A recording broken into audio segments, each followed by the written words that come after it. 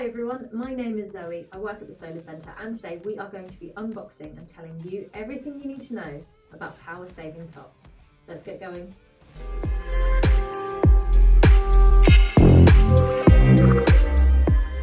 So we'll be discussing different shapes and sizes of power saving tops, and these will be for the Mini Londons, the Canterbury and the Durham lights. So the width of the top on the Canterbury, the Durham and the London lights are 78mm. The Mini London post lights require a top that is 61mm in diameter. So the smaller ones are for the Mini Londons and the larger ones are for the Durhams, the Canterburys and the London lights.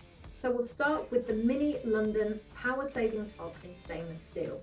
It has an SMD bulb on the inside of the light and two modes, a power saving mode and a standard mode for both winter use and regular use. So this is the XT upgrade from earlier models. It has massive improvements on waterproofing and superior run times. These run for up to 10 hours. I cannot stress this enough, these are only for the Mini London lights.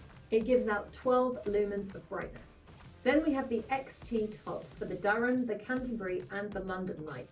This is 72mm in diameter and features one incredible SMD bulb, up to 10 hours of runtime and superior waterproofing. Again, this comes with a power saving mode just there on the P switch, standard mode if you switch it to S. All of these tops have a solar panel with a dusk sensor, so as soon as it gets dark, it's going to release the energy and turn on the light, and as soon as it gets light, the light's going to turn off and it's going to begin charging. We also have the 61mm Mini London post top in anthracite grey. And we also have the Canterbury, Durham and the London top in anthracite grey too.